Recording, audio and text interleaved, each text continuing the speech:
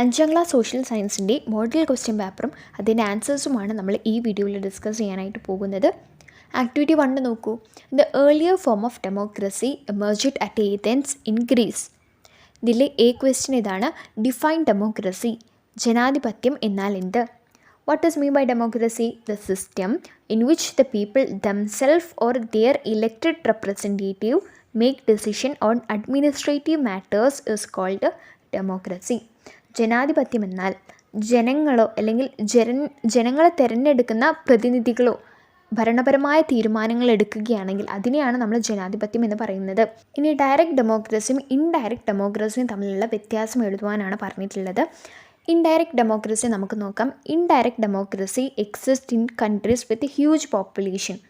ഒരു വലിയ ജനസംഖ്യയുള്ള രാജ്യങ്ങളിലാണ് നമ്മൾ ഇൻഡയറക്റ്റ് ഡെമോക്രസി നടത്താറുള്ളത്. ഇൻഡയറക്റ്റ് ഡെമോക്രസി എന്ന് പറഞ്ഞിട്ടുണ്ടെങ്കിൽ democratic system in which the elected representatives of the people rule for the people.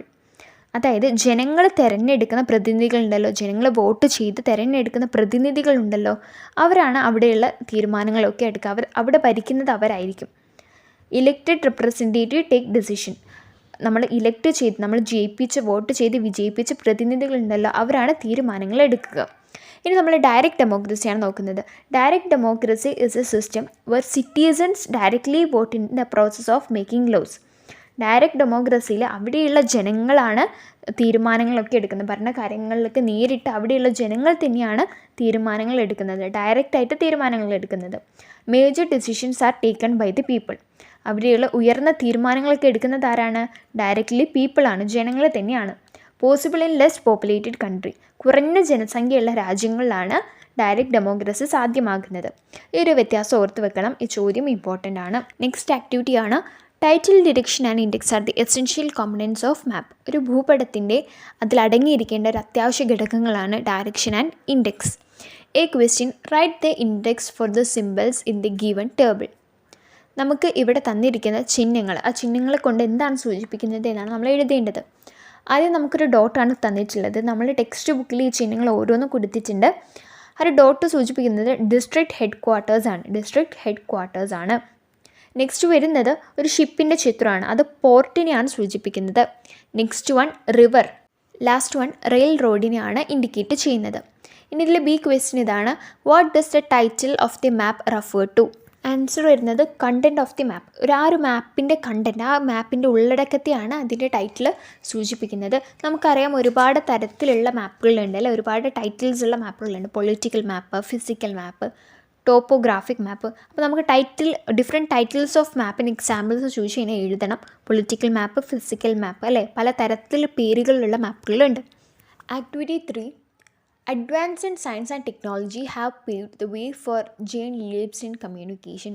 ആശയവിനിമയത്തിൽ ഒരു വലിയ മാറ്റം തന്നെ കൊണ്ടുവരാനായിട്ട് സയൻസ് ആൻഡ് ടെക്നോളജിക്ക് സാധിച്ചിട്ടുണ്ട്. Question: explain interpersonal communication and mass communication. Interpersonal കമ്മ്യൂണിക്കേഷനും മാസ് കമ്മ്യൂണിക്കേഷനും എന്താണെന്ന് എഴുതുവാനാണ് പറഞ്ഞിട്ടുള്ളത്. സോ ഇൻ്റർപേഴ്സണൽ കമ്മ്യൂണിക്കേഷൻ എന്ന് പറഞ്ഞിട്ടുണ്ട് എന്താണ്? Interpersonal communication is the exchange of messages or ideas from one person to another. ഒരു വ്യക്തിയിൽ നിന്ന് അദ്ദേഹത്തിൻ്റെ സന്ദേശങ്ങളോ ഐഡിയകളോ മറ്റൊരു വ്യക്തിയിൽ എത്തിക്കുന്നതാണ് ഇൻ്റർപേഴ്സണൽ കമ്മ്യൂണിക്കേഷൻ എന്ന് പറയുന്നത്. ഒരു വ്യക്തി തൻ്റെ സന്ദേശങ്ങളോ അല്ലെങ്കിൽ ഐഡിയകളോ മറ്റൊരു വ്യക്തിയിൽ കൈമാറുന്നതിനെയാണ് നമ്മൾ ഇൻ്റർപേഴ്സണൽ കമ്മ്യൂണിക്കേഷൻ എന്ന് പറയാറുള്ളത്. എക്സാമ്പിൾ പറയുകയാണെങ്കിൽ ഇമെയിൽ, മൊബൈൽ ഫോണൊക്കെ എന്തിന് എക്സാമ്പിളാണ്? ഇൻ്റർപേഴ്സണൽ കമ്മ്യൂണിക്കേഷന് എക്സാമ്പിളാണ്. മാസ് കമ്മ്യൂണിക്കേഷൻ എന്ന് പറഞ്ഞിട്ടുണ്ടെങ്കിൽ mass communication is the delivery of a message or idea to a large number of people. നമുക്ക് ഉള്ള ഒരു സന്ദേശം നമ്മൾ ഒരുപാട് ജനങ്ങളിലേക്ക് എത്തിക്കുകയാണെങ്കിൽ അതിനെയാണ് നമ്മൾ മാസ് കമ്മ്യൂണിക്കേഷൻ എന്ന് പറയുന്നത്. ഇപ്പോൾ എക്സാമ്പിൾ പറയാം, radio, news paper, television. News പേപ്പറൊക്കെ നമുക്ക് മാത്രമാണ് കിട്ടുന്നത് അല്ല, ഈ ലോകത്തുള്ള എല്ലാ ജനങ്ങളുടെ കയ്യിലും എത്തുന്നുണ്ട് ആ ഒരു മെസ്സേജ്, ആ ഒരു സന്ദേശം എന്ന് പറയുന്നത്. അതുകൊണ്ട് തന്നെ അതിനെ നമ്മൾ മാസ് കമ്മ്യൂണിക്കേഷൻ എന്ന് പറയും. അപ്പം നമ്മൾ നമ്മുടെ ഫ്രണ്ടിന് മെസ്സേജ് അയക്കുകയാണ് വാട്സപ്പിൽ, അതെന്താണ്? ഇൻ്റർപേഴ്സണൽ കമ്മ്യൂണിക്കേഷനാണ്. ഓക്കെ, സോ നമുക്കിവിടെ സെക്കൻഡ് ക്വസ്റ്റ്യൻ എന്ന് പറയുന്നത് classify the flowing as interpersonal communication tools and mass communication tools. ഇവിടെ നമുക്ക് കുറച്ച് കാര്യങ്ങൾ കൊടുത്തിട്ടുണ്ട്, അതിനെ നമ്മൾ ടേബിൾ ചെയ്യാനാണ് പറഞ്ഞിട്ടുള്ളത്. എന്തൊക്കെയാണ് കൊടുത്തിട്ടുള്ളത്? Radio, news paper, telegraph, email, computer, inland. ഇതൊക്കെയാണ് നമുക്കിവിടെ കൊടുത്തിട്ടുള്ളത്. റേഡിയോ നമുക്കറിയാം മാസ് കമ്മ്യൂണിക്കേഷനാണ്, ന്യൂസ് പേപ്പർ മാസ് കമ്മ്യൂണിക്കേഷനാണ്. ടെലിഗ്രാഫ് എന്ന് പറയുന്നത് ഇൻ്റർപേഴ്സണൽ കമ്മ്യൂണിക്കേഷനാണ്. ഇമെയിലും ഇൻ്റർപേഴ്സണൽ കമ്മ്യൂണിക്കേഷനാണ്. കമ്പ്യൂട്ടർ മാസ് കമ്മ്യൂണിക്കേഷനും ഇൻലാൻഡ് ഇൻ്റർപേഴ്സണൽ കമ്മ്യൂണിക്കേഷനുമാണ്. ഇനി നമുക്ക് 4th ആക്ടിവിറ്റി നോക്കാം. Activity 4. Soil is one of the main factors responsible for the existence of life on earth. നമ്മുടെ ഭൂമിയിൽ ജീവൻ നിലനിൽക്കുന്നതിന് ഒരു പ്രധാന കാരണങ്ങളിൽപ്പെട്ടതാണ് സോയിൽ, മണ്ണ് എന്ന് പറയുന്നത്. A question. What are the activities that adversely affect the unique characteristics of soil? മണ്ണിൻ്റെ ഘടനയെ ദോഷകരമായി ബാധിക്കുന്ന കാര്യങ്ങൾ എന്തൊക്കെയാണ് ചോദിച്ചിട്ടുള്ളത്? എന്തൊക്കെയാണ് നമ്മൾ പാഠത്തിൽ പഠിച്ചിട്ടുണ്ട്? Excessive use of chemical fertilisers and pesticides, കീടനാശിനികളുടെ അമിത ഉപയോഗം. Excessive influence of waste including plastic പോലെയുള്ള മറ്റ് മാലിന്യങ്ങൾ നമ്മൾ മണ്ണിലേക്ക് ഇടുന്ന സമയത്ത്. അതുപോലെ തന്നെ അൺസയൻറ്റിഫിക് അഗ്രികൾച്ചറൽ പ്രാക്ടീസസ്, ഡീഫോറസ്റ്റേഷൻ. ഈ 4 കാര്യങ്ങൾ എഴുതിയാൽ മതി. ഇനി അടുത്തൊരു ക്വസ്റ്റ്യൻ നോക്കുന്നതിൽ B question list out the measures that can be adapted for the conservation of soil. മണ്ണിനെ സംരക്ഷിക്കുന്നതിനായിട്ട്, അതിനെ കൺസർവ് ചെയ്യുന്നതിനായിട്ട് നമുക്ക് എന്തെല്ലാം കാര്യങ്ങൾ കൊണ്ടുവരാം? എക്സ്പാൻഡിങ് മാൻഗ്രൂവ് ഫോറസ്റ്റ്, കണ്ടൽ കാടുകൾ നമുക്ക് കുറച്ചും കൂടി എക്സ്പാൻഡ് ചെയ്ത് കൊണ്ടുവരാം. Using coir geo textiles, constructing stone wall fence, terrace farming. ഇത്തരത്തിലുള്ള മെത്തേഡ്സ് നമുക്ക് മണ്ണിനെ കൺസേർവ് ചെയ്യുന്നതിനായിട്ട്, സംരക്ഷിക്കുന്നതിനായിട്ട് തിരഞ്ഞെടുക്കാവുന്നതാണ്. ഇത് നമ്മൾ ആക്ടിവിറ്റി 5ലേക്കാണ് പോകുന്നത്. ആക്ടിവിറ്റി 5ൽ നമുക്കിവിടെ ഒരു ചിത്രം കാണാൻ. ഇവിടെ ഒരുപാട് കോണ്ടിനെൻറ്റ്സ് ഉണ്ട്, അതുപോലെ തന്നെ ഓഷ്യൻസ് ഉണ്ട്. North America, Pacific ocean, Atlantic ocean, Arctic ocean, അതുപോലെ തന്നെ Europe, south America, Africa, Indian ocean, Australia, അങ്ങനെ ഒരുപാട് കാര്യങ്ങൾ ഇവിടെ കൊടുത്തിട്ടുണ്ട് അല്ലേ. അപ്പോൾ നിങ്ങൾ ഈ ഒരു മാപ്പ് നന്നായിട്ട് നിരീക്ഷിക്കുക. ഇനി നമുക്ക് ഇതുമായി ബന്ധപ്പെട്ട് വരുന്ന ക്വസ്റ്റ്യൻസ് നോക്കാം. ഇതുമായി ബന്ധപ്പെട്ട ക്വസ്റ്റ്യൻസ് എന്തൊക്കെയാണ്? Observe the map and complete the table. ഇവിടെ ടേബിൾ കംപ്ലീറ്റ് ചെയ്യാനാണ് നമ്മളോട് പറഞ്ഞിട്ടുള്ളത്. ഫസ്റ്റ് ഇതാണ് continent found to the north of Australia. ഓസ്ട്രേലിയയുടെ നോർത്ത് ഭാഗത്തുള്ള കോണ്ടിനെൻറ്റ് ഏതാണ്? ഭൂഖണ്ഡം ഏതാണ്? ആൻസർ വരുന്നത് ഏഷ്യയാണ് ഇതിന് ആൻസറായിട്ട് വരുന്നത്. അടുത്തത് ocean to the west of Europe. യൂറോപ്പിൻ്റെ വെസ്റ്റിൽ കാണപ്പെടുന്ന ഓഷ്യൻ ഏതാണ്? അറ്റ്ലാന്റിക് ഓഷ്യനാണ് ആൻസർ. ദ ലാർജസ്റ്റ് കോണ്ടിനെൻറ്റ്, ഏറ്റവും വലിയ ഭൂഖണ്ഡം ഏതാണ്? Asia. The continent found between the Atlantic ocean and Indian ocean.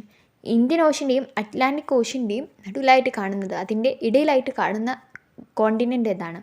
ആഫ്രിക്കയാണ് answer. Ocean to the east of Asia. ഏഷ്യയുടെ ഈസ്റ്റ് ഭാഗത്തുള്ള ഓഷ്യൻ ഏതാണ്? ആൻസർ പസഫിക് ഓഷ്യനാണ്. സോ ഈ കാര്യങ്ങളൊക്കെ ക്ലിയർ ആയിട്ട് പഠിക്കുക. ഇങ്ങനെയൊക്കെ നമ്മളോട് ചോദ്യങ്ങൾ ചോദിക്കാം. Okay. Activity 6. Election in our country go through various stages. നമ്മുടെ രാജ്യത്തെ ഇലക്ഷൻ അഥവാ തെരഞ്ഞെടുപ്പ് നടക്കുന്നത് വിവിധ ഘട്ടങ്ങളിലൂടെയാണ്. ഈ ഫ്ലോ ചാർട്ട് കംപ്ലീറ്റ് ചെയ്യാനാണ് നമ്മളോട് പറഞ്ഞിട്ടുള്ളത്. എങ്ങനെ നമുക്ക് ഈ ഫ്ലോ ചാർട്ട് കംപ്ലീറ്റ് ചെയ്യാം? നമ്മുടെ ടെക്സ്റ്റ് ബുക്കിൽ ക്ലിയർ ആയിട്ട് കൊടുത്തിട്ടുണ്ട് അല്ലേ, ഇലക്ഷൻ്റെ വിവിധ ഘട്ടങ്ങൾ. അത് നമ്മൾ ഒരുപാട് ഇതിന് മുൻപുള്ള ക്ലാസ്സുകളിലൊക്കെ നമ്മൾ പറഞ്ഞിട്ടുണ്ട്. അത് എന്തായാലും ചോദിക്കുന്ന ഒരു ഷുവർ ക്വസ്റ്റ്യനിൽ പെടുന്ന ഒന്നാണ്. സോ എന്തൊക്കെയാണ് ഇലക്ഷൻ്റെ various stages? First one, appointment of election officers. Election ഓഫീസേഴ്സിനെ അപ്പോയിൻമെൻറ്റ് ചെയ്യുക. നെക്സ്റ്റ് വരുന്നത് ഇലക്ഷൻ നോട്ടിഫിക്കേഷനാണ്. ഇലക്ഷൻ്റെ നോട്ടിഫിക്കേഷൻ അഥവാ വിജ്ഞാപനം പുറത്തുവിടുവിക്കുക.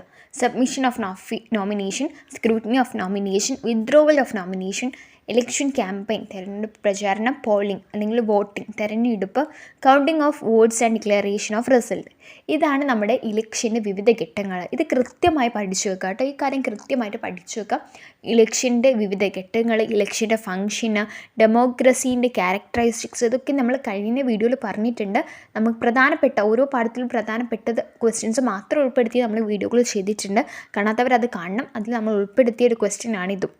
7th activity, the situations in which humans and animals were not able to cross water bodies might have led to the concept of water transport. ഇതിലെ question നോക്കൂ. Water transport can be divided into 2. Water ട്രാൻസ്പോർട്ടിനെ, ജലഗതാഗതത്തെ നമുക്ക് 2ആക്കി തിരിക്കാം അല്ലെങ്കിൽ which അത് ഏതൊക്കെയാണ്? ഇൻലാൻഡ് ട്രാൻസ്പോർട്ടും സീ മാരിടൈം ട്രാൻസ്പോർട്ടും ആണ്. List out the advantages of water transport. Water ട്രാൻസ്പോർട്ടിൻ്റെ അഡ്വാൻറ്റേജസ് എന്തൊക്കെയാണ്? ജലഗതാഗതത്തിൻ്റെ മേന്മകൾ. ഒന്നാമതായിട്ട് നമുക്ക് പറയാം ലോ കോസ്റ്റ് ആണ്, less pollution, more cargo carrying capacity, foreign trade. ഇതൊക്കെയാണ് ഇതിൻ്റെ അഡ്വാൻറ്റേജസിൽ പെടുന്ന കാര്യങ്ങൾ. കുറഞ്ഞ ചിലവ് മതി, അധികം മലിനീകരണമില്ല, നമുക്ക് ഒരുപാട് കാർഗോകൾ, ഒരുപാട് ചരക്കുകൾ നമുക്ക് കയറ്റി അയക്കാം. അതുപോലെ തന്നെ ഫോറിൻ ട്രേഡ്, വിദേശ വാണിജ്യം നടക്കുകയും ചെയ്യും. സോ ഇതൊക്കെ നിങ്ങൾ എഴുതി വെക്കണം. ഈ ഒരു വീഡിയോയിൽ 7 ആക്ടിവിറ്റികളാണ് നമ്മൾ ഡിസ്കസ് ചെയ്യുന്നത്. ഇതിൽ പറഞ്ഞ ഓരോ ആക്ടിവിറ്റികൾ നിങ്ങൾ പഠിച്ചിരിക്കണം. എക്സാമിന് മുൻപേ നിങ്ങൾ നന്നായിട്ട് നോക്കണം. വളരെ ഇമ്പോർട്ടൻ്റ് ആണ് ഓരോ ചോദ്യങ്ങളും. അതുപോലെ തന്നെ 5ാം ക്ലാസ്സിൻ്റെ ഒരുപാട് വീഡിയോകൾ ഈ ചാനലിൽ നമ്മൾ അപ്ലോഡ് ചെയ്യുന്നുണ്ട്. അതുകൊണ്ട് തന്നെ അതിന് നോട്ടിഫിക്കേഷൻ ലഭിക്കുന്നതിനായി ചാനൽ സബ്സ്ക്രൈബ് ചെയ്ത് നോട്ടിഫിക്കേഷൻ ഓൺ ആക്കാൻ മറക്കരുത്. ഈ വീഡിയോ നിങ്ങൾക്ക് ഉപകാരപ്പെട്ടെങ്കിൽ നിങ്ങളുടെ കൂട്ടുകാർക്ക് ഷെയർ ചെയ്ത് കൊടുക്കുക, അവർക്ക് ഉപകാരപ്പെടട്ടെ. മറ്റൊരു വീഡിയോയുമായി നമുക്ക് വീണ്ടും കാണാം. താങ്ക്